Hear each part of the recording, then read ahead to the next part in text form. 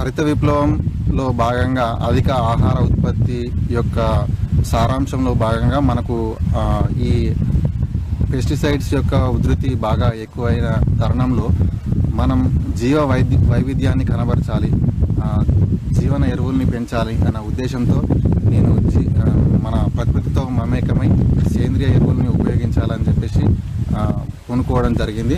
దేశవాళీ వరి అయినటువంటి కుజ్జిపటాలి, మైసూర్ మల్లిగ విత్తనాలను సాగు చేయడం జరుగుతుంది. మరియు అందులో భాగంగానే వివిధ రకాల పండ్ల మొక్కలైనటువంటి జామ, మామిడి, సపోటా, కొబ్బరి, మునగ లాంటి పంటలను కూడా సాగు చేయడం జరుగుతుంది. మరియు తక్కువ కాల పరిమితికి చెందినటువంటి కీరదోస కూడా 1/2 ఎకర్లో సాగు చేయడం జరుగుతుంది. సో మంచి ఆహారాన్ని, నాణ్యమైన ఆహారాన్ని పండించాలని చెప్పేసి మనం ఎంచుకొని ఈ పద్ధతి ద్వారా మనం వివిధ రకాల ఉత్పత్తుల్ని వివిధ రాష్ట్రాలకు ఎగుమతి చేయడం జరుగుతుంది. కస్టమర్ల దగ్గర నుంచి కూడా మంచి ఆదరణ లభించింది కాబట్టి మనం ఇంకా దీన్ని కంటిన్యూ చేయగలుగుతున్నాము. ప్రకృతిలో రకరకాల మొక్కలు వివిధ రకాల నేచర్ను కలిగి ఉంటాయి. ఇందులో భాగంగానే మేము వేరే రకరకాల మొక్కలు ఏ మొక్కతో ఏ మొక్క సహజ సిద్ధంగా పెరుగుతుంది అనేది వర్కౌట్ చేసి, సో ఈ మోడల్స్ అన్నిటిని పరిశీలించిన తర్వాత ఆ మోడల్స్లో భాగంగా మనము ఇక్కడ 36x36 తర్వాత 53x53 రకరకాల పద్ధతుల్లో మనం ప్లాంటేషన్ అయితే చేయడం జరిగింది.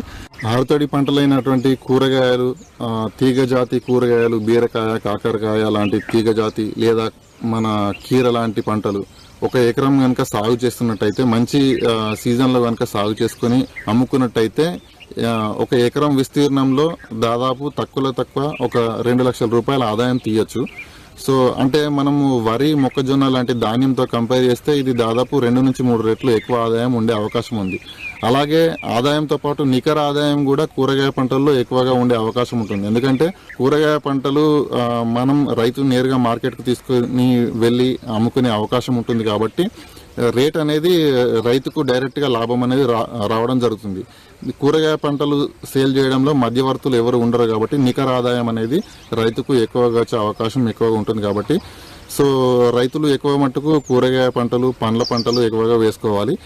మరియు ఆరుతడి పంటల్లో భాగంగా మనము మునగ, జామ, మామిడి లాంటి పండ్ల చెట్లను కూడా వేయడం జరుగుతుంది. సో దాదాపు 1 ఎకరం మునగ వేసిన రైతు తక్కువ 1 సంవత్సరం కాలంలో 3 నుంచి 4 లక్షల రూపాయల ఆదాయం అయితే తీయొచ్చు. పెట్టుబడి పోను దాదాపు 2 లక్షల రూపాయలు అయితే నికర ఆదాయం ఖచ్చితంగా తీసుకునే అవకాశం ఉంది. అదేవిధంగా ఆరుతడి పంటలైనటువంటి మామిడి, జామ పండ్లు కూడా మంచి ఆదాయాన్ని తీసుకొచ్చే పంటలుగా పరిగణించవచ్చు.